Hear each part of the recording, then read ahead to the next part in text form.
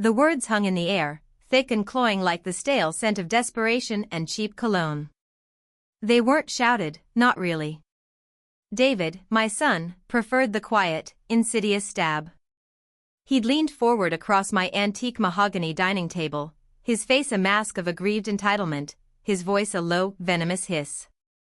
His eyes, so like his father's, but twisted with a resentment my husband had never truly harbored, bore into mine. I remember the exact second. The clink of ice in my crystal glass, the distant wail of an ambulance siren fading into the affluent quiet of our suburban street, the gentle hum of the refrigerator in the kitchen. Ordinary sounds, on an ordinary Tuesday afternoon, shattered by an extraordinary cruelty. I was 78. 78 years I'd walked this earth, seen wars end, felt love blossom and wither, buried a husband, raised 2 children. I'd navigated treacherous social waters, built a respectable life out of scraps and sheer will, and guarded a past so carefully concealed it felt like a ghost limb. I thought I was beyond surprise, beyond hurt. I was wrong. For a moment, just a fraction of a second, the world tilted. A cold, sharp pain, like a shard of ice, pierced something deep within me. My son. My only son. The child I'd carried, nurtured, endlessly supported, had just wished me dead. Not in a fit of teenage angst, but as a grown man, a man whose entire existence was predicated on my unwavering financial generosity. Then, something shifted. The pain didn't dissipate, but it coalesced, hardened, became something else entirely. It wasn't just anger, though a fiery, unfamiliar heat bloomed in my chest. It was a clarity so profound, so utterly devastating, that it felt like an awakening. The illusion, the comfortable, carefully constructed lie I had been living for decades, crumbled around me like dry plaster. Is that so, David? My voice, to my own surprise, was calm, almost detached. It was the voice of Meredith Blackwood, the refined, old-money matron, not the woman whose blood was now roaring in her ears. You truly believe that my demise would be a gift? He shrugged, a dismissive gesture that spoke volumes of his contempt. Look, Mom, it's not personal. It's just. I'm almost out of options. The investor pulled out of the crypto venture, the divorce settlement ate through my savings, and now the bank's threatening foreclosure on the condo.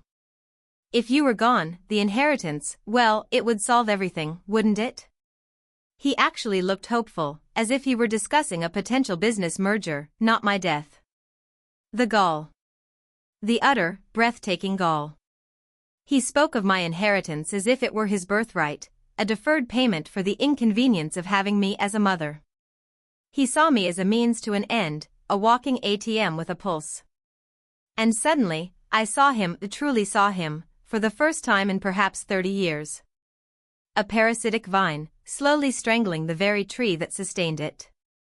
My mind, usually a well-ordered archive of polite conversation and domestic concerns, began to furiously click through memories.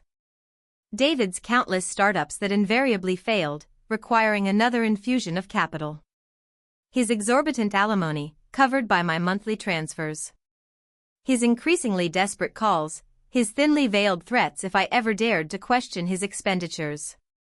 And Laura, my daughter, not as overtly demanding, but equally dependent on the supplemental income one provided to maintain her comfortable suburban lifestyle. For so long, I had believed I was doing my duty. Providing for my children, ensuring their comfort, making up for the perceived emotional distance of their father, a man who, though kind, was more comfortable with ledgers than lullabies. I had buried myself. Buried the woman I once was, the woman who knew how to fight, how to survive, how to win. I had chosen a life of quiet sacrifice, believing it was the right path, the only path. But David's words had ripped open the earth over my grave. And the woman beneath, though older, though scarred, was not dead. She was merely sleeping. And now, she was awake. I see, I said, my gaze steady, betraying none of the earthquake rumbling inside me. I picked up my glass, took a slow sip of the expensive scotch, letting the amber liquid coat my tongue. It tasted of peat and old grudges. Well, David, if my death is the only gift you truly desire, then I suppose it's time to consider alternative arrangements. He scoffed, a relieved smirk playing on his lips. Meaning what? You're finally going to update your will and make sure everything goes to me? That's what I've been telling you for years, Mom. Laura's set with Mark's salary, but I'm truly struggling. I allowed a faint, humorless smile to touch my lips. Oh, no, David. Quite the opposite. My death would indeed be a gift. But not for you. For me, perhaps. A release from the burden of supporting someone who wishes me gone. And as for you, well, let's just say, the gifts are about to stop. His smug expression dissolved into confusion, then alarm. What are you talking about? I set my glass down precisely, the delicate clink echoing in the sudden silence. I'm talking about your quarterly allowance. Your mortgage payments. Your credit card bills. All of it. As of this moment, David, it's over. His jaw dropped. You can't do that. Oh, but I can. I have. I just did. My voice remained calm, but inside, a cold, hard resolve was setting in. I've tolerated your disrespect, your entitlement, your endless demands for too long. But to wish me dead, that, David, is a line you should never have crossed. I rose from the table, my joints protesting slightly, but my spine rigid. My gaze swept across the meticulously arranged dining room, a room that represented the life I had built, the life I had sacrificed for. You will find, David, I continued, walking towards the study, the click of my sensible heels echoing on the polished hardwood, that the silence can be very, very expensive. And you, my dear son, are about to pay the price. He stammered, followed me, his voice rising in panic. Mom, wait. You don't understand. This isn't fair. I have debts, I have responsibilities. I opened the door to my study, a sanctuary filled with the scent of old books and leather. Then I suggest you start learning how to meet them, David. Like every other adult on this planet. I turned, my eyes, though ancient, holding a spark of something he had never seen before, something dangerous, something utterly unyielding. Consider this your inheritance, son. The gift of self-sufficiency. It's a hard lesson, but one you clearly need.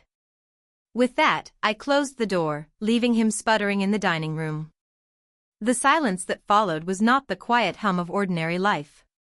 It was the silence of a dam cracking, of ancient waters finally breaking free. I walked to my desk, picked up the phone, and dialed Mr. Henderson, my lawyer. Arthur, I said, my voice steady, I need you to freeze all transfers to David and Laura Blackwood, effective immediately. And then I need you to draw up a new will. A very different one. A long dormant part of me, a part one thought I'd buried forever, was stirring. David's cruel words hadn't just ended his comfortable life, they had resurrected mine. And I knew, with a certainty that chilled me to the bone, that the sleeping serpent had just awakened. There were old scores to settle, and not just with my ungrateful children. This was just the beginning. The telephone began its relentless assault before dawn, an angry, persistent buzz that vibrated through the floorboards of my otherwise peaceful home.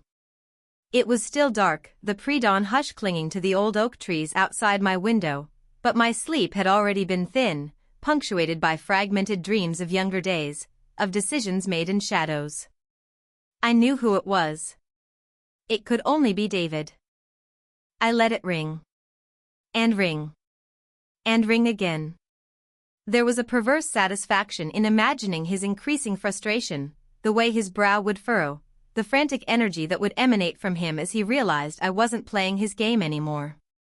For decades, I had been tethered to that phone, a silent witness to his escalating crises, a willing participant in his financial bailouts. No more. By the time the sun had fully risen, painting my living room in hues of pale gold, my answering machine light was blinking furiously. There were 7 messages from David. The first few were outraged, demanding explanations, accusing me of mental instability and cruelty. The middle ones turned to pleading, promises of reform, assurances that he loved me very much and that he needed me. The last one, left just moments before I finally switched off the machine, was a chilling return to his true self, a thinly veiled threat about telling Laura everything if I didn't immediately reconsider. Laura's call came an hour later, more measured, but equally imbued with an expectation of explanation and immediate reversal. "Mom, what on earth is going on with David? He's completely unhinged. He says you've cut him off, that you're changing your will? What is this, some kind of midlife crisis for you?" Her voice was tight, a brittle politeness barely concealing her own anxiety about her financial umbilical cord. "It's not a crisis, Laura," I replied, my voice steady, as I poured myself a cup of Earl Grey tea, the aroma comforting and familiar. "It's a decision. David has expressed his desire for me to be gone. I merely obliged him by removing myself from his immediate financial landscape. As for you, your quarterly transfers will also cease." There was a stunned silence on the other end, followed by a sharp intake of breath. "Mom, you can't be serious. My children's private school tuition, the mortgage on our vacation home, you promised. You always said you'd ensure we were taken care of." "And I did," I countered, my gaze sweeping across my sun-drenched kitchen, a testament to the comfortable life I had meticulously built. "For a very long time. But promises, my dear, can be broken. Especially when the recipient demonstrates such profound ingratitude." David's words were merely the catalyst. Your quiet acceptance of his behavior, your own convenient reliance on my generosity, has merely solidified my resolve. "But Mom, this is extreme. Think of the grandchildren. Think of us." Laura's voice was now laced with desperation, a familiar tune that usually preceded my capitulation. "I have thought of you all, Laura," I said, a faint, almost imperceptible tremor in my voice, quickly suppressed. "More than you will ever know. Perhaps now, you will too. I'm afraid this conversation is concluded." I hung up before she could formulate another plea, another accusation. The immediate aftermath was a whirlwind of emotional blackmail and frustrated rage directed my way. Texts, emails, even a dramatic, tearful visit from David where he pounded on my door, threatening to call the police for elder abuse. I didn't answer. I merely watched from behind my drawn curtains, a spectator to the unraveling of a life I had so carefully cushioned. It was liberating, in a strange, exhilarating way. For years, I had felt the crushing weight of expectation, the quiet resentment building within me as I signed check after check, listened to endless complaints, and saw my efforts met with disdain rather than gratitude. I had allowed myself to be defined by my role as mom, grandma, the generous benefactor. But beneath that veneer, something harder, something older, had been simmering. I walked through my home, a sanctuary filled with cherished antiques, rare books, and the quiet echoes of a life well lived, at least on the surface. My fingers traced the delicate carving on a queen and table, a piece I'd acquired through unconventional means decades ago. Each item told a story, not just of its origin, but of the sacrifices made, the battles fought, the choices that had shaped the woman I was today. In my study, a room where the scent of aged paper and leather always calmed my mind, I paused by a framed photograph on my desk. It wasn't recent, not one of the smiling, holiday snapshots of my family. This was an older one, faded sepia, taken perhaps 50 years ago. A young woman stared out from the frame, her dark hair pulled back severely, her eyes, though young, already holding a world of experience, a hint of steel that few would notice now. She was dressed simply, not in the silks and cashmere I favored, but in practical, unadorned clothing. There was a faint scar above her left eyebrow, almost imperceptible now. That was me. Meredith Blackwood, before the quiet life, before the children, before the pretense of genteel retirement. That was the woman who had fought for every inch of her existence, who had learned the harsh realities of a world that didn't suffer weakness gladly. I picked up the photo, my thumb tracing the outline of her resolute jawline. I had buried her, that woman. buried her deep beneath layers of respectability, polite smiles, and perfectly timed social engagements. I had tried to erase the memories of the choices I'd made, the lines I'd crossed, the people I'd outwitted. But David's words, his cruel, thoughtless wish, had been a shovel to the grave. The woman in the photo looked back at me, a silent challenge in her gaze. She was a survivor. She was a strategist. And she knew how to make people pay. The comfortable, serene Meredith Blackwood had been a carefully crafted performance, a shield against a past that refused to stay buried.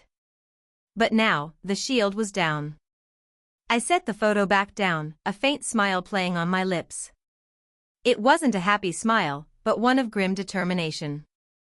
"Yes, David," I whispered to the empty room, my voice a dry rustle. "My death would be a gift. But not the one you envisioned. It would be the death of the benevolent mother, the easy mark. And in her place, well, you'll see." My quiet routine suddenly felt constricting.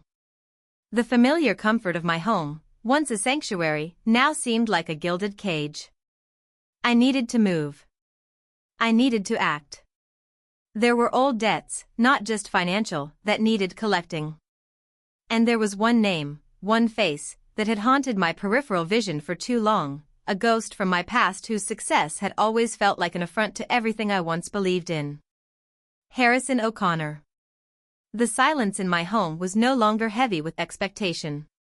It was light, almost airy, vibrating with the promise of something new. Something dangerous. My sleep had been thin, but now, a strange energy coursed through my veins. The serpent, indeed, was awake. And she was hungry. The storm of angry phone calls and accusatory texts from David and Laura eventually subsided into a sullen silence, broken only by the occasional manipulative email from David, laced with guilt trips about his struggling family and missed opportunities. I ignored them all. My resolve, hardened by David's cruel wish, remained unyielding. My usual Tuesday afternoon bridge game was cancelled.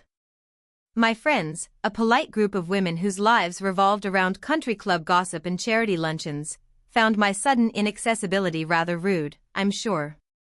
But I found myself strangely unconcerned with their polite disapproval. The world I had inhabited for so long now felt thin, almost transparent, revealing the starker realities beneath. It was Wednesday when the call came, a quiet chime that was a stark contrast to the cacophony of the past few days. It was Claire. My granddaughter. "Grandma? Are you all right? Mom and Dad are saying, well, they're saying you've gone a bit rogue." Her voice was soft, genuinely concerned, lacking the sharp edge of entitlement I'd grown accustomed to. Claire was different. Always had been. "Rogue, dear? Is that what they're calling it now?" I allowed a faint, dry chuckle to escape. "I suppose it's one word for shedding the weight of expectation. They're really upset, you know," she continued, a note of hesitancy in her tone. "Especially Uncle David. He's practically tearing his hair out. Says you've left him completely stranded." Indeed. A valuable lesson in self-reliance, wouldn't you agree, for a man approaching his mid-50s? I leaned back in my favorite armchair, the warmth of the afternoon sun filtering through the bay window onto my lap. Claire was attending university, studying journalism, a choice that pleased me more than I ever let on.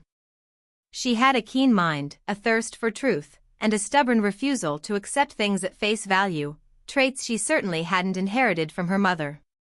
"I guess so," Claire said slowly. "But, it seems pretty drastic, Grandma. You've always been so generous. What changed?" This was it. The question no one else had dared to ask directly, the chink in the armor of their self-pity. Claire wasn't asking for money, or making demands.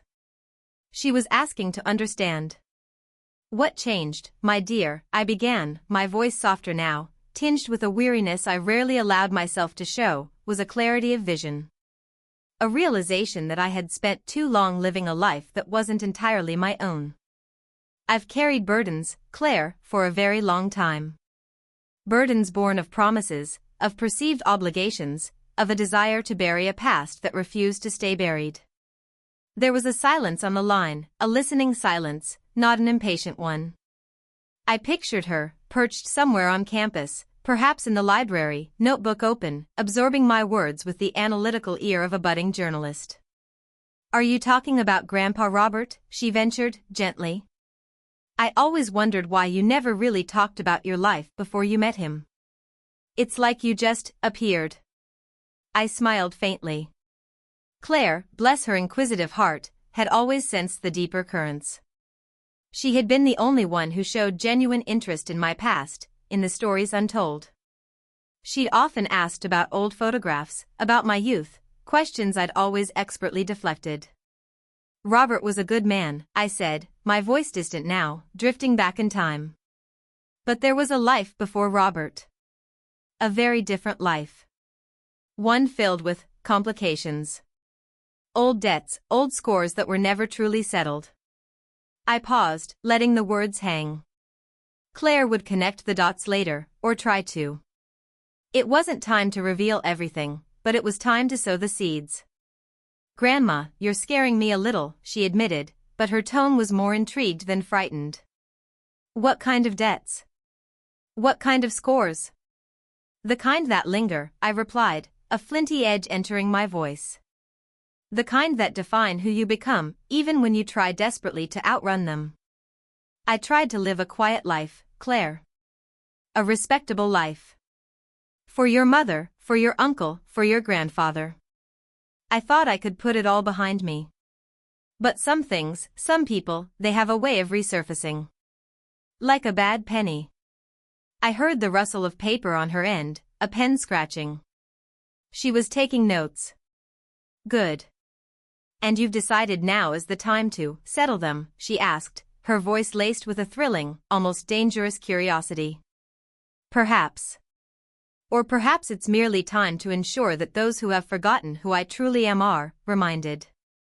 I took a deep breath. This was the delicate part. Involving Claire was risky, but she was the only one I trusted, the only one with the intelligence and the moral compass to navigate what was coming. "You're studying journalism, aren't you, dear? Investigative journalism, if I recall correctly?" "Yes, Grandma. I'm actually working on a piece about corporate ethics for my final project next semester." "Excellent. You have a sharp mind, Claire. A very keen eye for detail. And a certain fearlessness, I suspect." "I try," she said, a hint of pride in her voice.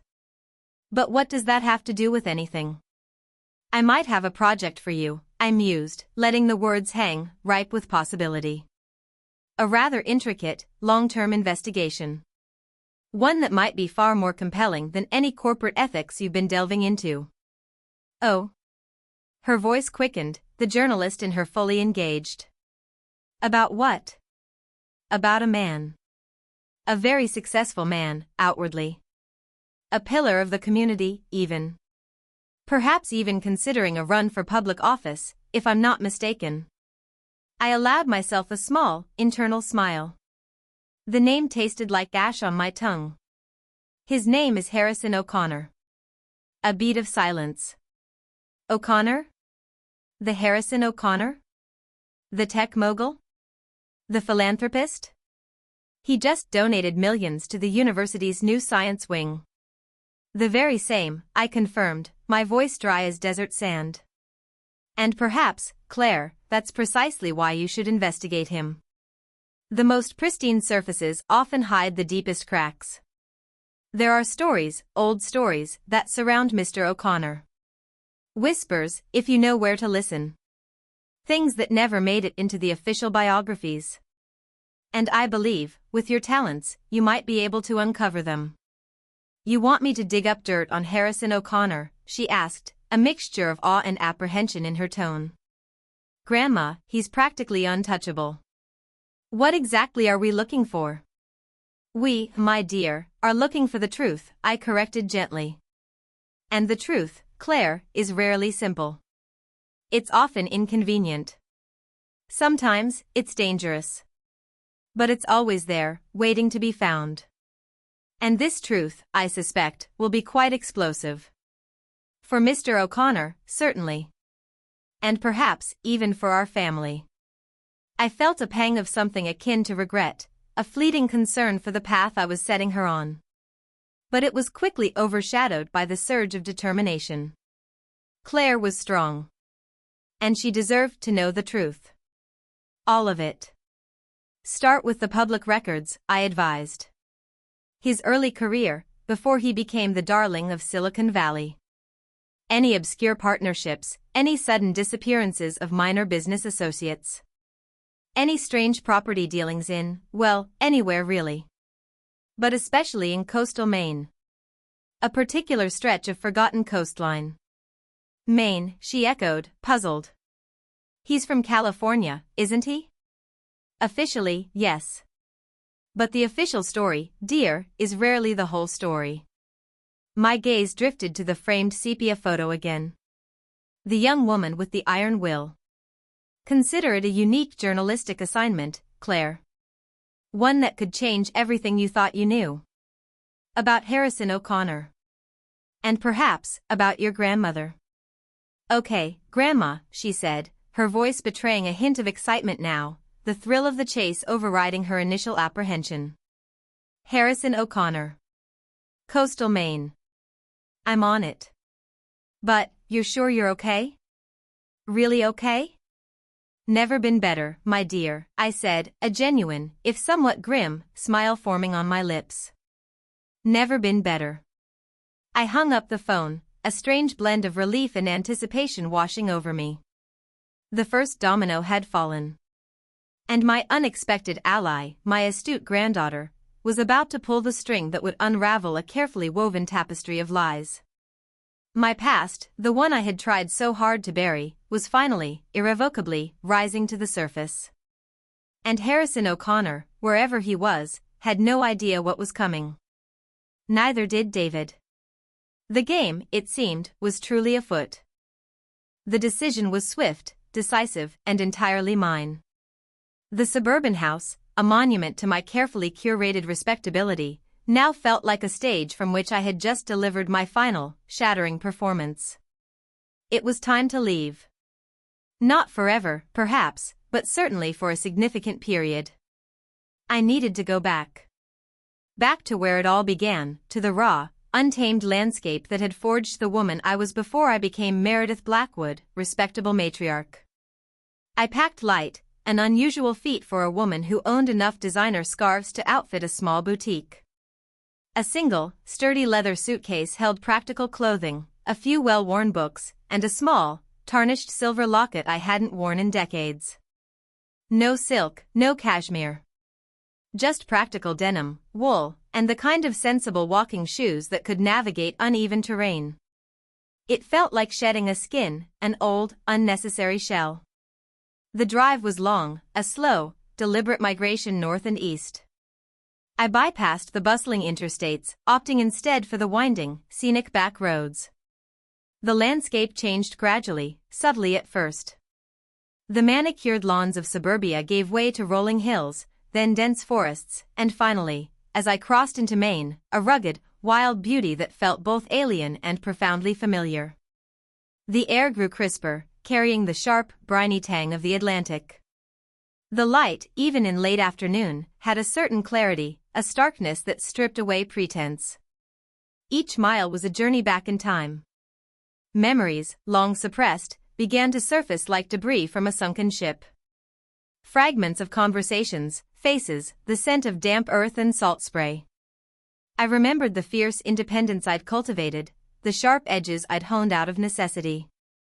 This wasn't the place of my idyllic youth, it was the crucible where a younger, harder Meredith had been forged. My internal monologue was a torrent of images, a vivid kaleidoscope of a life I'd tried to forget.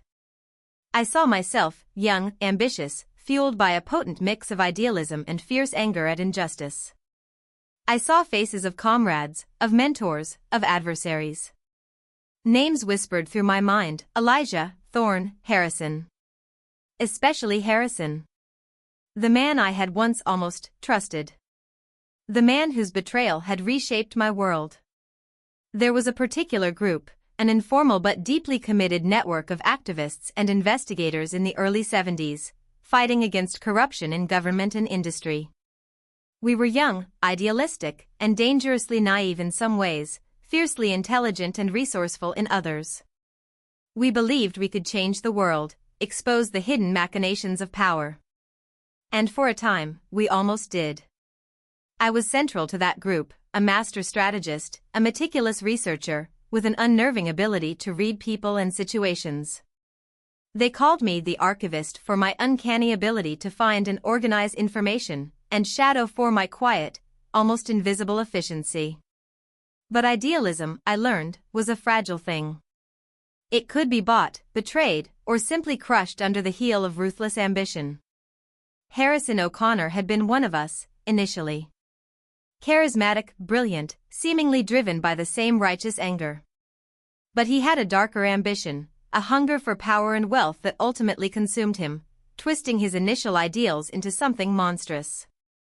He had exploited our trust, leveraged our findings for his own gain, and when our operations threatened to expose him, he had turned on us, leaving a trail of broken lives and shattered dreams. My own life had been collateral damage in his ruthless ascent. The car hummed along, a steady companion on this pilgrimage. The towns I passed through were smaller now, weathered by time and the elements. Lobster boats bobbed in chilly harbors, their colorful buoys dotting the slate-gray water.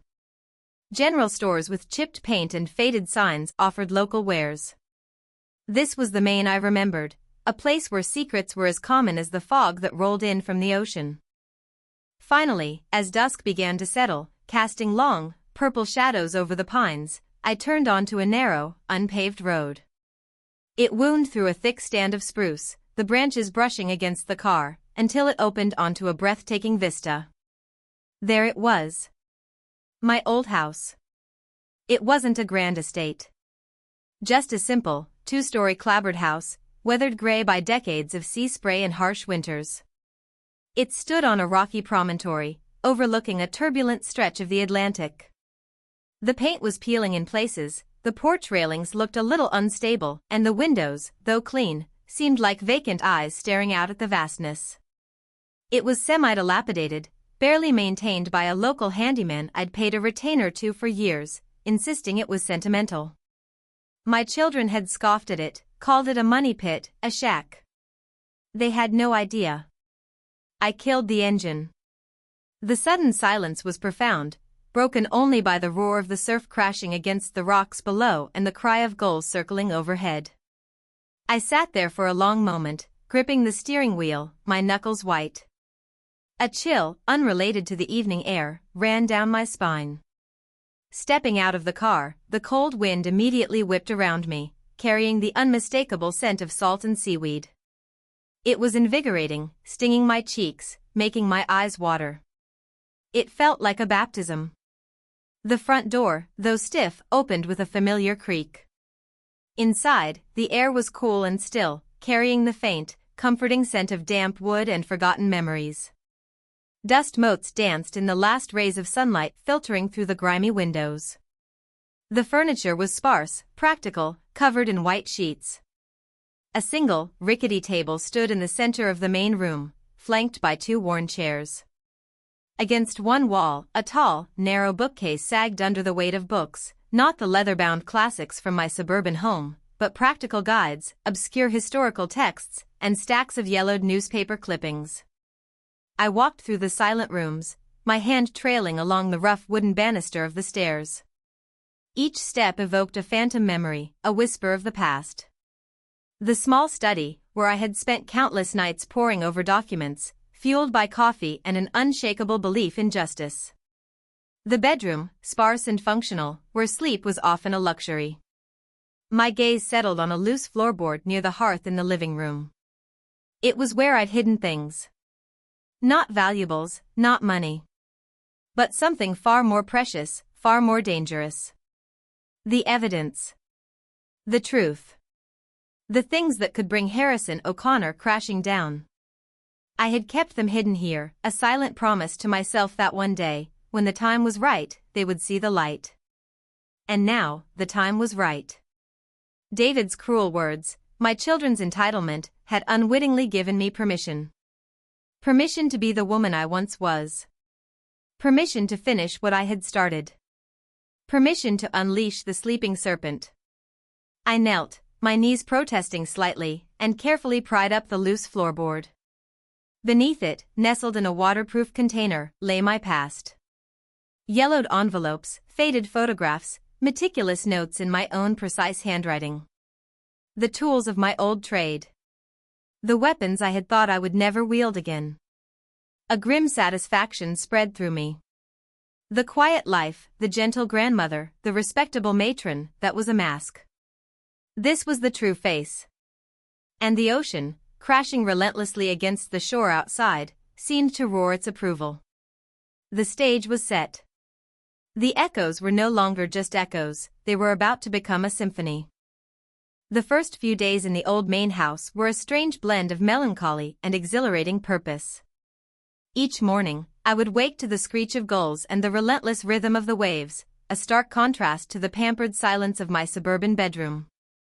I walked the rocky shoreline, breathing in the cold, clean air, letting the wind strip away the last vestiges of my refined persona. My mind, sharp and focused, sifted through old memories, preparing for the task ahead. The house, though sparsely furnished, was a living archive. I spent hours poring over the dusty contents of the bookcase, outdated political theory, historical analyses of corruption, and, most importantly, the meticulous files I had kept hidden. My younger self had been relentlessly organized, categorizing every lead, every witness, every scrap of information related to Harrison O'Connor and the web of deceit he had spun. The files were faded, some brittle with age, but the truth they contained was as potent as ever. I found the coded ledger, the one that detailed O'Connor's initial, illicit financial dealings, how he had siphoned funds from our idealistic group, manipulating our efforts for his own burgeoning empire. I found witness statements, carefully transcribed, from people who had been intimidated, bought off, or simply vanished. There were newspaper clippings from local Maine papers, small-town scandals that had been quietly buried, all tracing back to shell corporations and shadowy figures connected to O'Connor's early ventures. The man wasn't just a corporate titan, he was a master manipulator, a chameleon. He had perfected the art of appearing legitimate while operating in the shadows. My first task, however, was to reach out to the one person I knew I could trust implicitly from that former life, Elijah Thorne. L. He owned a small antique shop in a neighboring coastal town, a quiet man who had always been the grounding force in our fiery little group. He was the only one who had never compromised, never wavered in his quiet integrity. The drive to L's Curios was short, along a scenic route where fishing villages clung to the cliffs like barnacles. The shop itself was a treasure trove of forgotten trinkets and dusty heirlooms, smelling faintly of old wood and ocean air. A bell above the door jingled as I entered, and L, his back to me, was carefully polishing a tarnished silver teapot. He was older now, his once thick dark hair thinned and streaked with gray, his shoulders a little stooped, but his presence was still as solid as the granite cliffs outside. L? My voice was a whisper, a question directed at a ghost. He froze, the polishing cloth still. Slowly, he turned. His eyes, keen and intelligent despite the crow's feet at the corners, widened slightly. Recognition, then a flash of surprise, and finally, a deep, knowing understanding. Meredith. Well, I'll be damned. He smiled, a slow, gentle crinkle around his eyes. Thought you were lost to the land of manicured lawns and garden parties, old friend. I returned his smile, a genuine warmth spreading through me, something I hadn't felt in decades. It seems my children have, shall we say, encouraged me to revisit my roots. He chuckled, a dry, rusty sound. Heard a whisper or two. David, isn't it? Bit of a leech, that one. Always was. He gestured to a worn armchair amidst a clutter of old books and maritime maps. Sit. Tea? We spoke for hours, not just about the present, but about the past. The intervening years evaporated as we reminisced about the heady days of our youth, the battles fought, the loss is mourned. I told him about David's words, the final straw. He listened, his face impassive, occasionally nodding. Then, I shifted to the present. I'm here because of Harrison, L. He's resurfaced. More powerful than ever, by all accounts. Running for Senate. All squeaky clean on the surface. L's jaw tightened, the lines around his mouth deepening. He always was a snake. Knew how to shed his skin. I've been watching him, Meredith. Couldn't help it. His charities, his philanthropy, it's all a front. He's been quietly buying up land along the coast, small businesses, even some fishing licenses. And some of those old names from back then? The ones who went quiet? A few of them have started talking again. Small talk, whispers. But I hear them. My heart hammered. This was what I needed. Validation. Confirmation that I wasn't chasing phantoms. What have you heard, specifically? He's consolidating power, Elle said, pouring us another cup of strong, black tea. And he's doing it with muscle. There's a new player in town, a quiet enforcer type.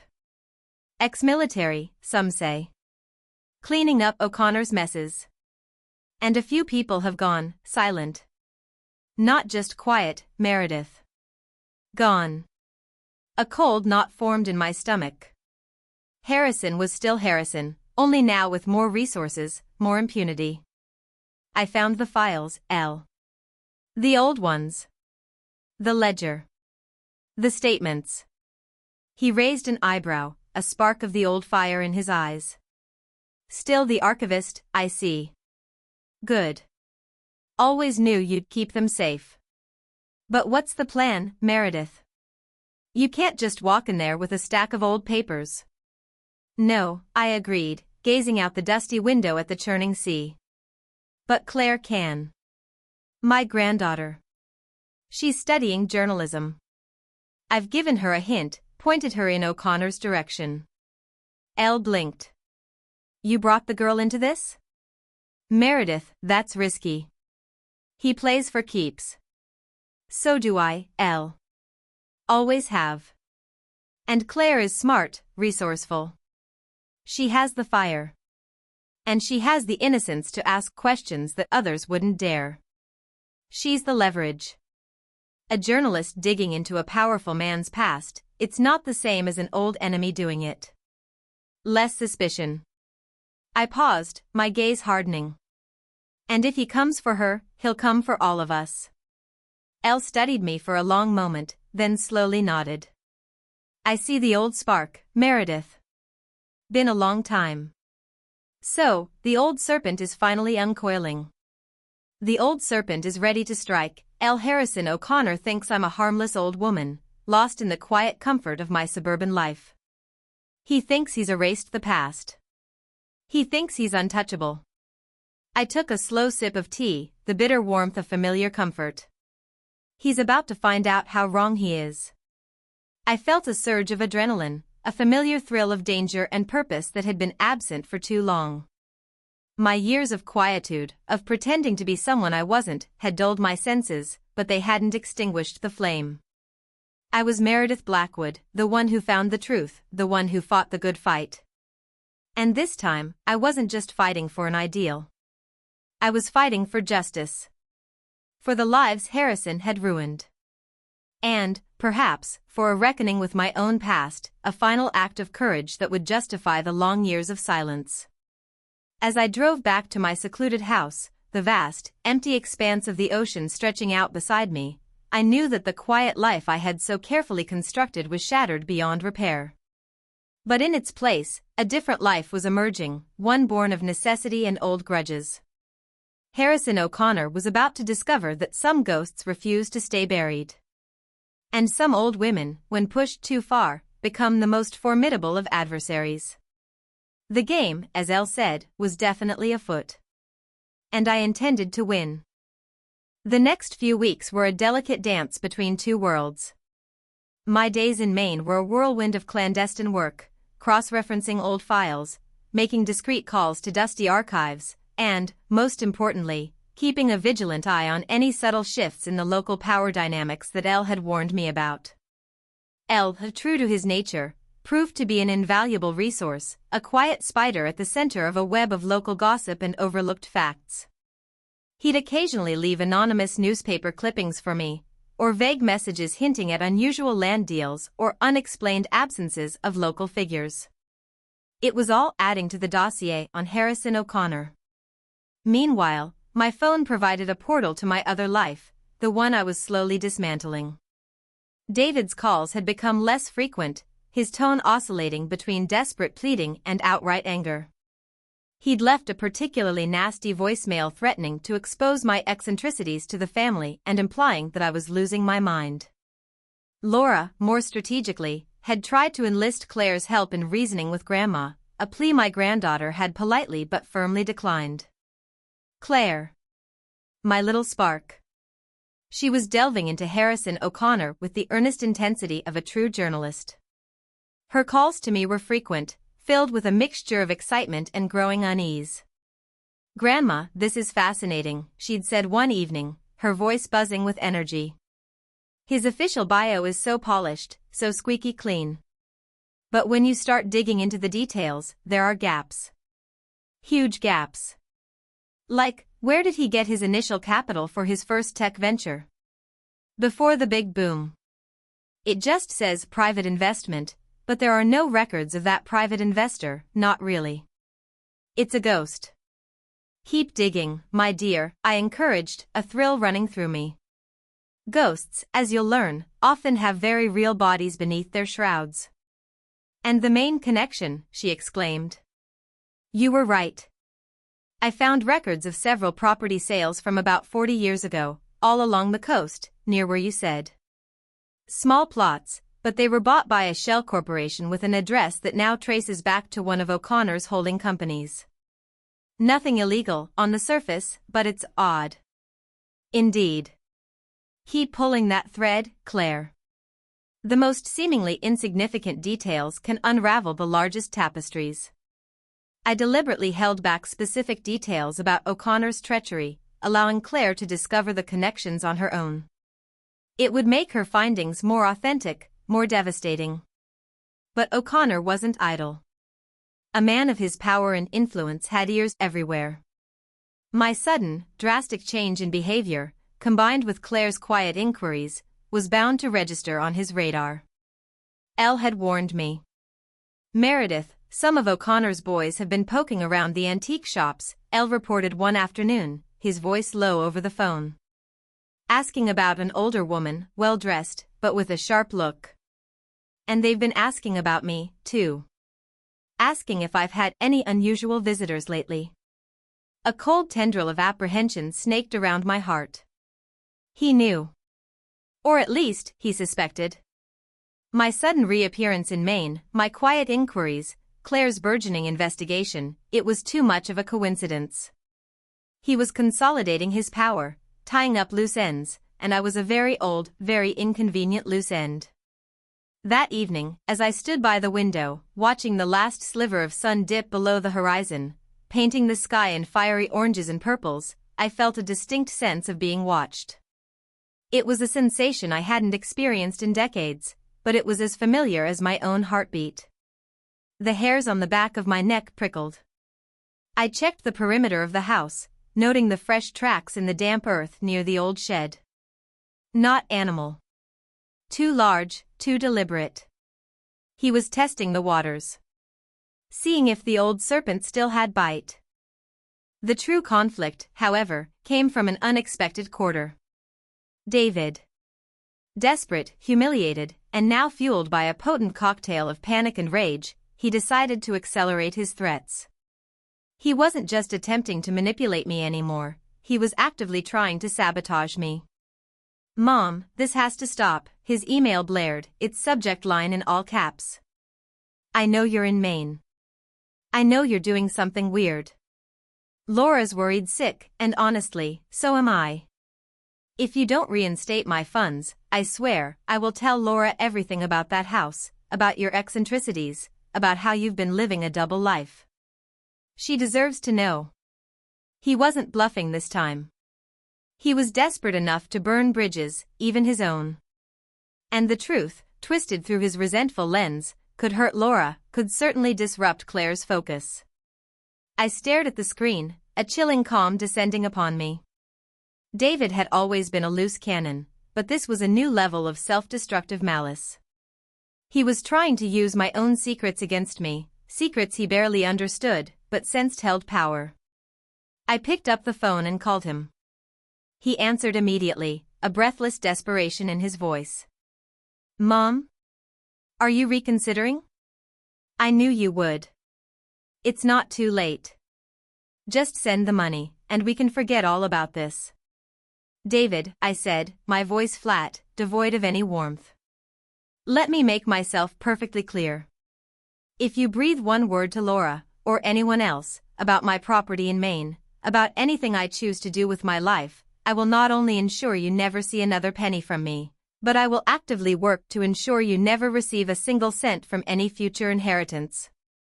I will donate everything to obscure charities, establish trusts for stray cats, anything to keep it out of your grasp. Do you understand?" There was a stunned silence. My threat, I knew, was far more potent than his. His desperation stemmed from a lack of resources, mine from a lifetime of careful planning. "You wouldn't," he finally choked out, his voice thin with disbelief and fear. "Oh, David, I would. You wished me dead. You underestimated me. And now you threaten to expose a past you know nothing about, a past that could put not just me, but others, in grave danger. That is unforgivable. You have crossed a line from which there is no return. Consider this your final warning. Cross it again, and you will learn the true meaning of being cut off. Not just from money, but from family, from everything." I hung up, my hand trembling slightly, a cold fury coursing through me. This wasn't just about money anymore. It was about loyalty, about trust, about the corrosive power of entitlement. David had become a liability, a pawn in a game he didn't even realize he was playing. He was a threat to my mission, and worse, a potential threat to Claire. The stakes had just been raised. Not just by Harrison O'Connor, who was undoubtedly sending his own quiet signals, but by my own son. The first spark of conflict had ignited, and it promised to burn fiercely. I knew, with a chilling certainty, that the quiet life I had once lived was truly dead. And the battle for the truth, for justice, and for my own legacy had only just begun. The confrontation with David left a bitter taste, a metallic tang of regret and resolve. It solidified my understanding that I stood alone, truly alone, in this endeavor. Even my own blood was either a pawn or a potential threat. Yet, the solitude also brought a peculiar clarity, an unburdened focus. I was free of the need to protect their fragile sensibilities, free to be the woman I needed to be. My days at the main house became a methodical excavation. Not just of documents, but of memories.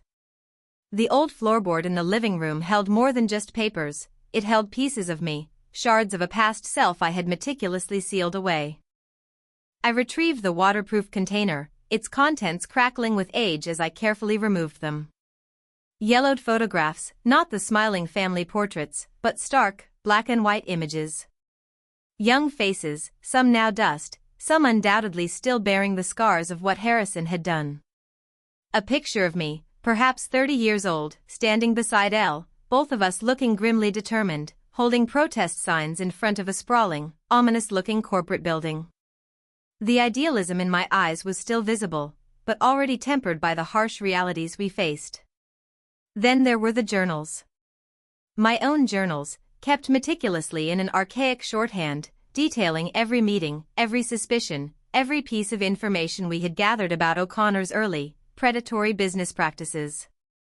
Entries about illicit land deals, environmental violations quietly covered up, small businesses strong-armed into selling, often at absurdly low prices, to shell companies that always, eventually, led back to O'Connor. The cold, hard facts were all there, painstakingly recorded. One journal, bound in dark green leather, held particular significance.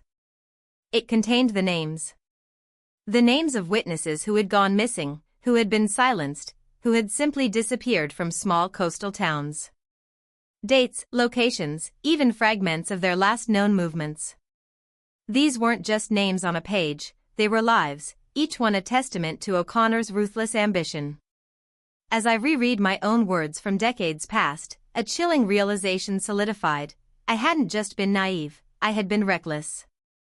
Driven by a desperate need for justice, I had plunged headfirst into a world far more brutal than I had understood.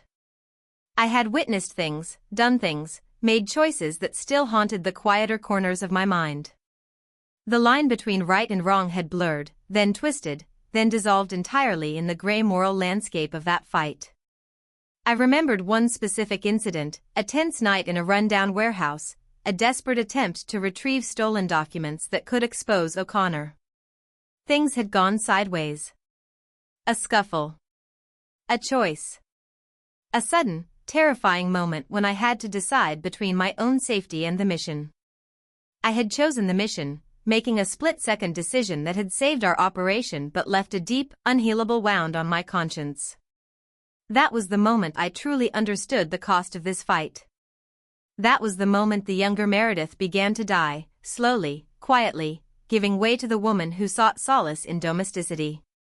The memory was like a ghost in the room, a cold breath on my neck. I had buried that part of me not just for my family, but for my own survival, for my sanity. The guilt, the fear, the constant vigilance, it had been exhausting. But now, as I held the proof of O'Connor's enduring evil in my hands, that younger, harder self began to reassert herself. The guilt was still there, a dull ache, but it was now overshadowed by a fierce, protective anger. Not just for myself, but for the victims, for Claire, for anyone else who might fall prey to O'Connor's insatiable greed. My hands, though aged and slightly arthritic, were still capable. I began to digitize the most crucial documents, scanning the old papers into a secure, encrypted drive. It was tedious work, but each click of the scanner was an act of defiance, a quiet resurrection of the truth. I sent encrypted copies of some general background information, publicly available but obscure details about O'Connor's early career, to Claire, subtly guiding her without revealing the full extent of my own involvement, or the dangerous nature of the information. Meanwhile, Elle's warnings proved prescient. A local fisherman, usually reliable for small repairs around the house, called to say he'd seen some slick-looking city boys asking about the old Blackwood place. They'd been driving a dark, unmarked sedan, and had asked too many specific questions about the house's isolation, its nearest neighbors. They weren't looking to buy, Meredith, the fisherman, a gruff old man named Silas, had said, his voice laced with suspicion. They were looking to scope it out. Like they were casing the joint. My heart pounded, a drumbeat of approaching danger. O'Connor wasn't just sending feelers anymore. He was actively investigating. My presence in Maine, coupled with Claire's inquiries, had clearly alarmed him. He was a man who left no loose ends, and I was the biggest, most dangerous loose end of all. I looked around the old house. It was sparsely furnished, but it was my house. And it had always been a fortress of sorts, not just physically, but emotionally. I had chosen its isolation for a reason. I knew its creaks and groans, its secret passages and hidden nooks. It was a place I could defend. A flicker of a memory, a younger Elle, teaching me how to set a simple tripwire alarm using fishing line and empty cans. Another, how to disarm an intruder with surprising efficiency, using leverage rather than brute force. My body, though old, remembered the muscle memory. The mind, though burdened by years of domesticity, still held the strategic brilliance. I walked to the kitchen, a sense of urgency propelling me. I had to secure the evidence. And I had to prepare. The house had always been a haven, but now, it had to become a battleground. I checked the locks, reinforced the windows, and retrieved a small, unassuming box from the back of an old pantry. Inside, nestled amongst old canning jars, was a sturdy, well-maintained revolver, wrapped in an oilcloth. It was old, but impeccably cared for. My father's, from his days as a game warden. A relic from a different kind of fight. I weighed it in my hand, the cold metal a familiar presence. The feel of it was both terrifying and strangely comforting. I had hoped never to have to use it, never to return to this life. But David's words, "I wish you would just die," had made me realize something profound. I was already dead, in a way. The woman I truly was had been buried. And if I was to live again, if I was to finally settle these ancient scores, I would have to be ready to fight for it. Harrison O'Connor had thought he was safe. He had believed that the past was dead, and the old woman who held its keys was harmless. He was about to discover that some old women have very long memories. And that the price of silence, when finally paid, could be far more devastating than he could ever imagine. The game was no longer afoot. It was a duel. And I intended to be the last one standing. The quiet surveillance around my main house intensified. I could feel the invisible threads of O'Connor's network tightening, probes extending, testing the strength of my solitude. Silas, the fisherman, called again to report an unfamiliar boat lingering in the cove below my property, its crew seemingly engaged in casual fishing, yet always turning their gaze towards my house. It was clear, Harrison O'Connor had decided I was no longer an annoyance, but a legitimate threat. His direct actions began subtly. My internet connection, usually reliable, became intermittent. My landline buzzed with static, occasionally dropping calls. Small, insignificant inconveniences, designed to isolate, to annoy, to suggest that I was being watched, that my communication was being monitored. He was playing psychological warfare, a tactic he'd always favored. He wanted to make me feel vulnerable, to push me into a mistake. But I wasn't the young, easily rattled idealist anymore. Decades of living a double life had honed my patience, my ability to appear harmless while orchestrating unseen movements. I used a burner phone for sensitive calls, encrypting my digital communications with a practiced hand. I knew my old house intimately, every creak and shadow, every vantage point. And I knew Harrison O'Connor. He underestimated me, as he always had. The more urgent front, however, was still my family. David, after my stark warning, had retreated into a furious silence, but I knew it wouldn't last. He was a creature of comfort and resentment, and deprived of the former, the latter would fester. It was Laura who truly surprised me. She arrived unannounced one gray afternoon, her luxury SUV looking starkly out of place on the rocky drive. Her face was etched with a mixture of anger, concern, and a deep, unsettling fear. "Mom, what on earth is going on?" she demanded, stepping inside, her gaze sweeping over the Spartan interior of my main home with thinly veiled disapproval. "David is convinced you've lost your mind. He says you're involved in something dangerous, something illegal. And he's threatening to go to the police." I led her to the small, rickety table, pouring her a cup of the strong, black tea I'd been living on. "David is a desperate man, Laura. Desperate men say desperate things. And do desperate things." I looked at her, really looked at her, seeing past the carefully applied makeup and the expensive clothes to the underlying anxiety.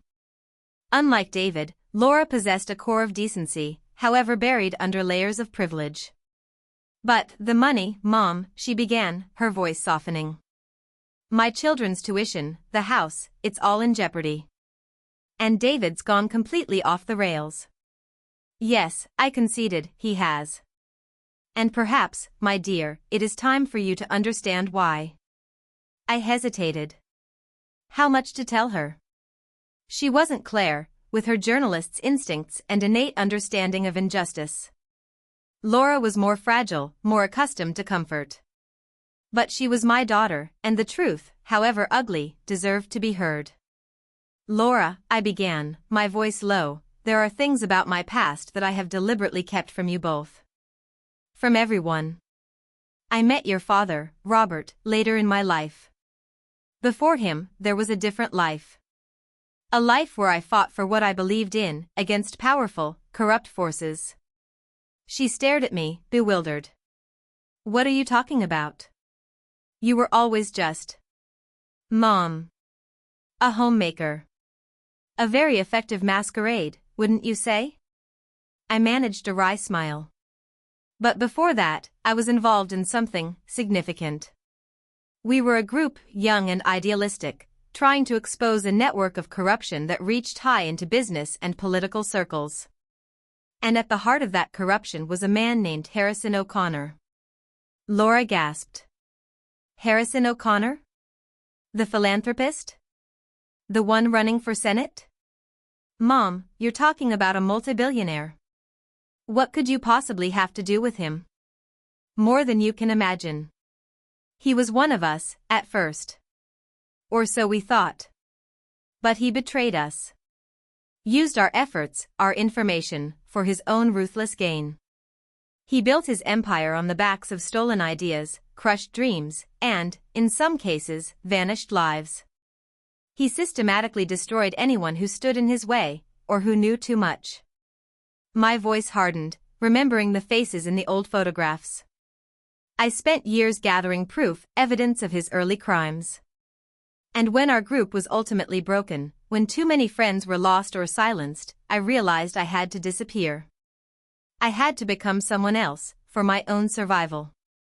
For a chance at a normal life. With your father. With you. Laura was pale, her eyes wide with a mixture of shock and dawning horror. You mean, you were like a spy? A resistance fighter? Something like that, I admitted, a bitter humor in my voice. And I thought I had buried that life. Until David's words. Until his utter contempt reminded me that my quiet sacrifice had been for naught. That the world was still full of Harrison O'Connors, and I still had unfinished business. I pushed a small, discreetly wrapped package across the table to her. This is for Claire. It's a collection of documents, public records, old articles. Things that will help her in her investigation into O'Connor. It's disguised as research material for her thesis, but she'll know what to do with it. She has a good mind for this. But you must ensure it gets to her safely.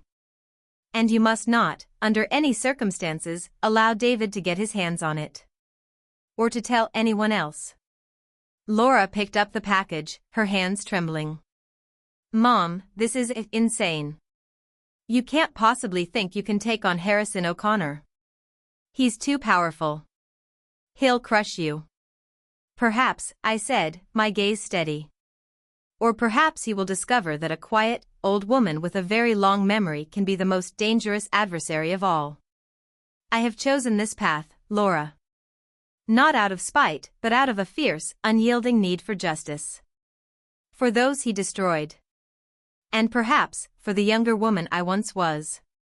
I saw the conflict in her eyes, fear, disbelief, but also a flicker of something new, respect. And a nascent understanding that the mother she thought she knew was a stranger, forged in fire. David threatened to go to the police, she whispered again, as if the words themselves were a curse. Let him, I said, a chilling calm in my voice. Let him try.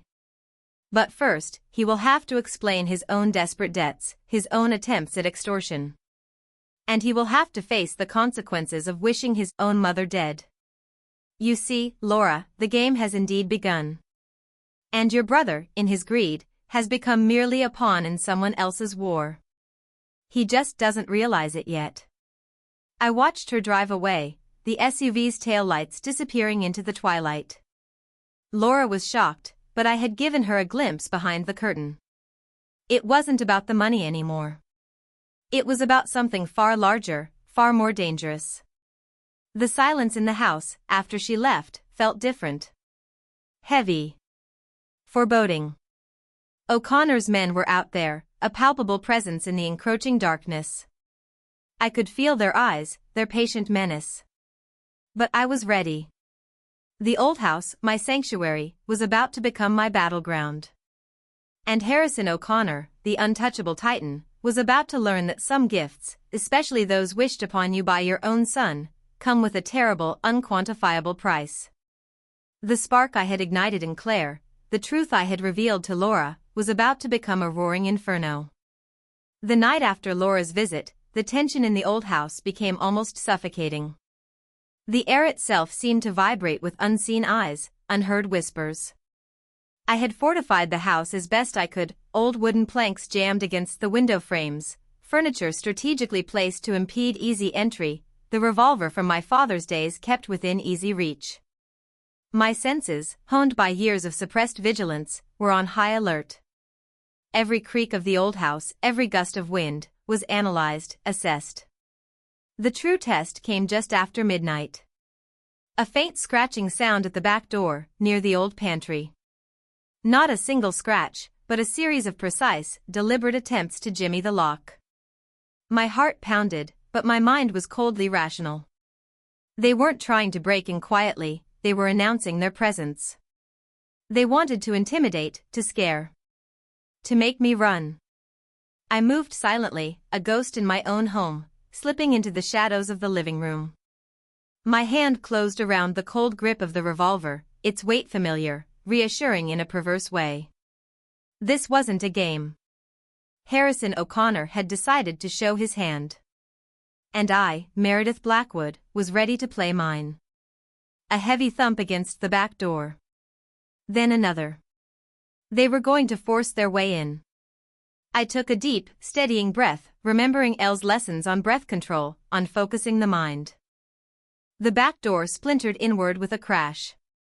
Two hulking figures, silhouetted against the dim moonlight, entered the kitchen.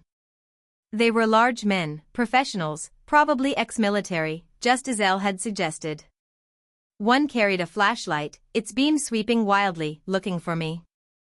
"Old lady. We know you're here. Just hand over the files, and nobody gets hurt," one of them growled, his voice thick with menace. I remained still, a shadow within shadows. They were searching for a frail old woman, easy prey. They would find a different kind of adversary. As they moved cautiously into the living room, their boots scuffing on the bare floorboards, I sprang my first trap. A fishing line, strung taut and low, catching the shin of the lead man. He tripped, cursing, sprawling forward with a heavy thud. The flashlight flew from his hand, clattering into a corner, plunging the room into deeper gloom. "What the hell was that?" the second man hissed, momentarily disoriented. "Just a little welcome committee," I murmured, stepping out of the shadows, my voice clear and surprisingly strong. The revolver was aimed squarely at the chest of the man who was struggling to get to his feet. He froze, his eyes wide as he saw me, a tiny, gray-haired woman holding a deadly weapon. You crazy old hag." "Perhaps," I conceded, my finger tightening ever so slightly on the trigger. "But I assure you, I am not harmless. Now, get out of my house." The second man, more cunning, tried to flank me. But I had anticipated that. Another tripwire, cleverly concealed, tangled around his ankles. He let out a yelp of surprise, losing his balance and crashing into an antique armoire, sending it toppling with a loud splintering sound. They were disoriented, bruised, and clearly underestimated me. But they were still two strong men, and I was just one old woman. I knew I couldn't hold them off indefinitely. This was a delaying tactic, a show of force, to buy time. Just then, my burner phone, tucked into my pocket, vibrated. It was a text message. From David. A single, chilling line: "O'Connor knows about the old ledger. He knows where you kept it. He thanks me for the tip." A cold and visceral wave of betrayal washed over me, eclipsing the fear, the adrenaline. David. My own son. He had actively helped Harrison O'Connor, given him information, sold me out for what he hoped would be a return to his cushioned life. He had finally crossed every conceivable line. He hadn't just wished me dead, he had actively assisted those who sought to silence me. The last thread of maternal affection snapped, irrevocably. He was no longer my son. He was a tool, a weapon in O'Connor's arsenal. My resolve, already iron-hard, now became steel. There was no turning back. No more protecting David, no more holding back for fear of consequences. The gloves were off. "You're too late," I told the two men, my voice now devoid of any tremor, any hint of fear.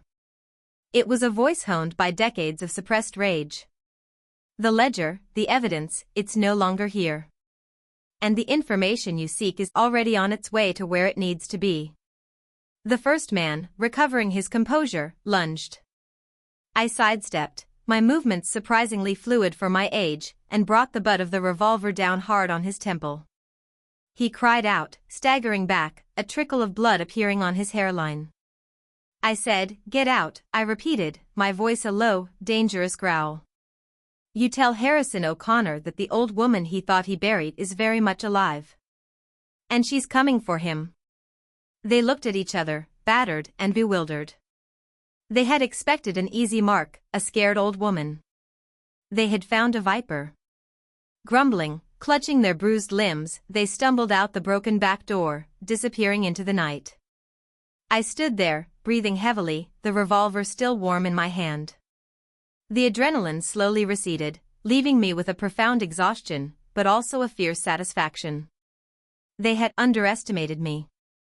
But the battle was far from over.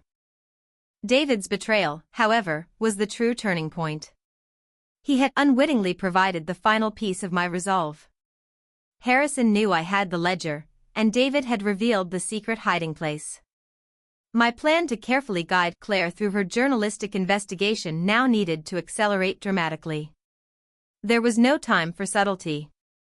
I went to my secure laptop, my fingers flying across the keyboard. The encrypted files, the digitized evidence, the meticulous records of O'Connor's crimes, they were all ready. I had pre-programmed a dead man's switch, a timed release if I failed to check in. But now, I couldn't wait. I found Claire's secure email address, the one she used for her most sensitive journalistic inquiries. I attached the encrypted files, the culmination of decades of suppressed truth and recent, feverish work. Then I typed a single, urgent message. "Claire, dear. The time for subtle investigation is over. They know I have the evidence. Your uncle, David, has unfortunately made that clear to Harrison O'Connor. This package contains everything. The ledger, the witness statements, the proof. It's all there. Get it to your most trusted professor, or to a reputable news organization. Publish it. Discredit him. Don't wait. And be careful. Very, very careful. He will come for you now. Protect yourself. And protect the truth. This is no longer just my fight. It is ours. And justice, my dear, is long overdue." I clicked send. The message, carrying decades of secrets and the weight of a lifetime's struggle, vanished into the digital ether. My hand, now trembling again, was not from fear, but from the magnitude of the act. I had just unleashed a storm. The silence that settled back into the broken house was different from before. It was not the silence of waiting, or of preparation. It was the silence of a declaration of war. Harrison O'Connor had sent his men to hunt an old woman for her secrets. He was about to discover that the old woman had just released an avalanche of truth. And his carefully constructed world was about to come crashing down. This was the point of no return. The true climax. And I, Meredith Blackwood, was ready for whatever came next. Chapter 10, Final Chess Game. The hours after sending that email to Claire stretched into an agonizing eternity. The house was a wreck, the back door gaping open, letting in the cold night air and the unsettling silence. I patched it up as best I could with spare lumber and a heavy chain, a symbolic gesture more than a true barrier. My body ached, my head throbbed, but my mind was clearer than it had been in decades. David's betrayal had stripped away any lingering illusions, leaving only a sharp, brutal clarity. He was a lost cause, a cautionary tale. My focus now was solely on O'Connor and the truth. I tried to rest, but sleep wouldn't come. Instead, I sat by the window, the old revolver still beside me, watching the first blush of dawn paint the eastern sky. The ocean continued its relentless roar, a constant reminder of the forces unleashed. Then, my burner phone buzzed. It was Claire. "Grandma, I got it. Her voice was a mixture of awe, terror, and exhilaration. I can't believe all of it. This is huge. It's beyond anything I could have imagined. Harrison O'Connor is a monster. He is, I agreed, my voice raspy. And now, my dear, the world needs to know. I've already sent everything to Professor Evans, she continued, her words tumbling out in a rush. He teaches investigative journalism. He's got connections at the New York Times, the Washington Post. He says this is Pulitzer material. He's assembling a team of his best students. We're verifying every single detail, cross-referencing everything you sent. We're going to break this wide open. A wave of profound relief washed over me, so intense it almost brought me to my knees. The truth was out. The serpent's venom was finally flowing into the public consciousness. Good, Claire. Very good, I managed, a faint, weary smile touching my lips. Be careful. Extremely careful. O'Connor will realize what's happening very quickly. He won't go down without a fight. I know, she said, a newfound maturity in her voice. But he won't get to us. We're working from a secure location. And Grandma, thank you. For trusting me. For everything. I hung up, a sense of completion settling over me. The primary mission was accomplished. The truth, finally, had a voice. Now came the reckoning. And the reckoning came swiftly. Within hours, the first tremors began. Social media buzzed with whispers. Then, local news outlets picked up on the vague, initial reports. By late afternoon, the New York Times had published its first, cautiously worded but deeply damning article, citing anonymous but highly credible sources and newly unearthed historical documents that implicated Harrison O'Connor in a decades-long pattern of corporate malfeasance, environmental crimes, and the mysterious disappearances of former associates. The story exploded. O'Connor, in a desperate attempt to salvage his meticulously crafted image, scheduled an emergency press conference. He would deny everything, spin a tale of political sabotage and personal vendetta. He would try to discredit me, paint me as a deranged old woman. I knew his playbook. But I had one more move in this final chess game. I called, my voice firm. He's giving a press conference tonight. 7 p.m. at the Portland Convention Center. I need you to arrange something for me. Ever laconic but ever understanding, simply said, consider it done, Meredith. What do you need? My plan was simple, audacious, and profoundly dangerous. I wouldn't just let the truth speak, I would force O'Connor to reveal his true face to the world, in person. As the sun began to set, casting long, dramatic shadows across the Maine coast, I dressed in the simple, dark clothes I favored now. I left the revolver behind.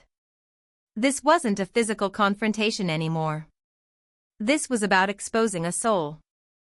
Drove me, his antique Ford pickup rumbling steadily towards Portland. He dropped me a few blocks from the convention center, a knowing glance passing between us. Be safe, Meredith. I always am, in my own way.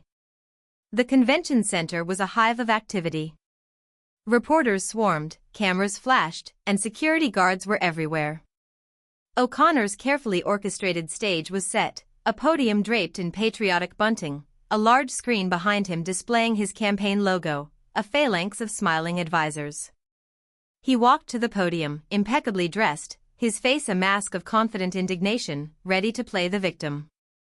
Ladies and gentlemen, he began, his voice booming, I stand before you today not as a politician, but as a man falsely accused.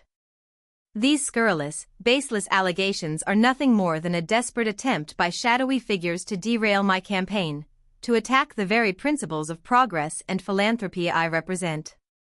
He launched into a practiced diatribe, dismissing the revelations as unsubstantiated rumors and the ramblings of disaffected individuals. He was good.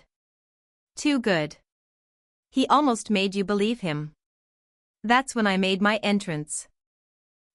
Bless his cunning heart, had arranged for an anonymous tip to a minor local news channel that an important witness would be arriving shortly. As I stepped through the double doors at the back of the press conference hall, dressed in my simple dark clothes, my gray hair pulled back in a severe bun, every eye in the room turned to me. A hushed silence fell. O'Connor, mid-sentence, faltered. His eyes, fixed on my face, widened in genuine shock, then narrowed into a furious, predatory glare. The confident mask shattered, revealing the raw anger and fear beneath. "Meredith," he hissed, the name a venomous whisper, audible only to a few.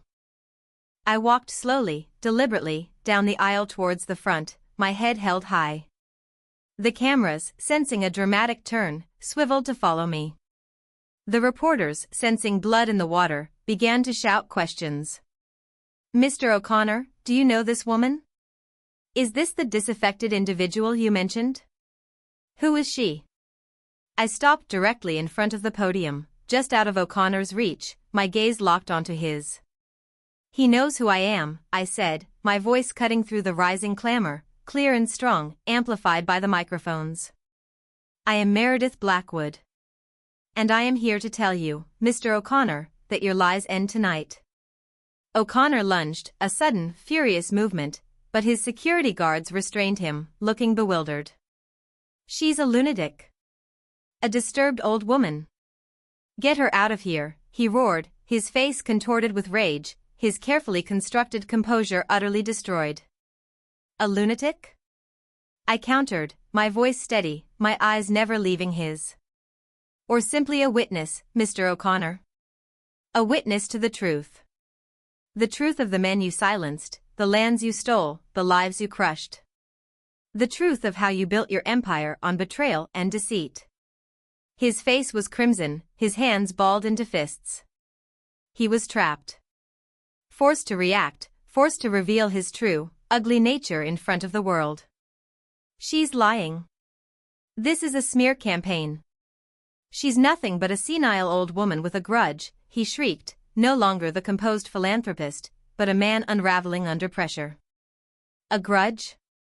I asked, a bitter smile touching my lips. "Perhaps. But also the truth. And the truth, Mr. O'Connor, has a way of coming back to haunt you. No matter how many decades you try to bury it. No matter how many people you try to silence." My words, amplified by the cameras, were broadcast live across the nation. The image of the calm, dignified old woman confronting the enraged, sputtering politician was stark, devastating. He couldn't dismiss me as an anonymous source. He couldn't hide. He was exposed, his true nature laid bare for all to see. The entire press conference dissolved into chaos, reporters clamoring, O'Connor yelling incoherently, his staff trying to pull him away. My part was done. I turned, a profound weariness settling over me, and walked out of the convention center, leaving the storm to rage behind me. The truth was out. And the silence, finally, was shattered. The aftermath was swift and brutal for Harrison O'Connor. The public spectacle of his unmasking, broadcast live, sealed his fate. Claire's article, meticulously researched and powerfully written, published online by the New York Times mere hours after the press conference, provided the irrefutable evidence. The ledger, the witness statements, the details of the shell corporations, it was all there, damning and undeniable. His philanthropic empire crumbled, his political aspirations evaporated, and within days, federal investigators, spurred by the overwhelming evidence and public outrage, launched a full-scale investigation into his past dealings. Arrest warrants were issued for O'Connor and several of his key associates. The Titan had fallen. For me, Meredith Blackwood, the fall of O'Connor brought a strange mix of exhilaration and profound emptiness. The lifelong burden I had carried, the silent promise to a younger self, was finally fulfilled. Justice, however delayed, had been served. But the price had been steep. My family, naturally, was in an uproar. Laura called, her voice choked with tears, not of regret for O'Connor, but of shock and confusion. "Mom, the news. It's everywhere. What have you done?" Who are you? I am who I always was, Laura, I replied, my voice calm but distant. Just a little less encumbered now. I told you, there were old debts. They have been paid. She was still reeling, trying to reconcile the image of her gentle, refined mother with the formidable woman who had brought down a powerful magnate. It would take time, if ever, for her to truly understand. But I sensed a shift in her, a nascent respect, perhaps even a glimmer of understanding. She had seen firsthand the consequences of greed and deceit, and the power of truth. Claire, on the other hand, was soaring. Her article was lauded, her reputation as a fearless investigative journalist cemented. She called me, her voice filled with a vibrant energy I hadn't heard in years from anyone. Grandma, it's incredible. The story is everywhere. You're a hero. I am merely a woman who finally finished what she started, my dear, I corrected gently. But you, Claire, you are the voice. You are the future. Use it wisely. She promised she would. And I believed her. She had found her purpose, guided by the echoes of my own, and it was a powerful, beautiful thing to witness. David, however, faced a reckoning far more personal. His role in providing O'Connor with information about the ledger, his casual betrayal of his own mother, became known during the investigation. Though not directly criminal, it painted a damning picture of his character. Laura, disgusted, cut him off entirely. His few remaining friends, embarrassed by his public humiliation and association with a now disgraced criminal, abandoned him. His desperate attempts to salvage his finances were met with closed doors and cold shoulders. The bank foreclosed on his condo. He was left utterly alone, stripped of his comfortable life, facing the harsh realities of a world he had always expected others to cushion for him. His wish had indeed come true, I was dead to him and he was dead to me. The gift of self-sufficiency, as I had promised, was a bitter, solitary one. I returned to my old house in Maine. The broken back door was now properly repaired, the scent of fresh pine mingling with the ever-present tang of salt. The house, once a fortress of secrets, now felt like a sanctuary of peace. The files, the journals, the evidence, they were all gone, handed over to the authorities or carefully archived by Claire for future academic study. My past was no longer a burden, it was a story, finally told. I sat on the weathered porch, a glass of amber scotch in my hand, watching the tumultuous ocean. The sun, a brilliant orb, dipped below the horizon, painting the sky in fiery hues of orange and purple. It was a spectacular sight, a daily reminder of nature's relentless cycle of destruction and renewal. I felt old. Profoundly, deeply old. But I also felt free. The weight of all those years of silence, of pretense, of living a life that wasn't entirely mine, had lifted. The woman I had buried for so long had finally been allowed to breathe, to fight, to complete her mission. There was a bittersweet melancholy in the freedom. The quiet companionship of my husband, the innocent dependence of my young children, those were gone, replaced by the stark reality of my choices. But in this new reality, there was also a profound sense of self. I was no longer defined by what others expected of me, or by the secrets I kept. I was simply Meredith. Meredith Blackwood, a woman who had faced her demons, settled her scores, and emerged, weary but unbowed. The wind whipped around me, carrying the scent of the sea, the cries of distant gulls. I took a slow sip of my scotch, the warmth spreading through me.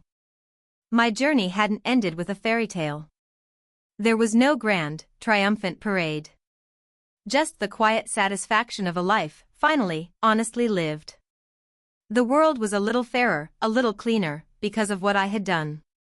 And I, an old woman on a windswept coast, had finally found my peace. Not the peace of oblivion, but the hard-won peace of a battle fought and won. The ocean roared, a timeless lullaby.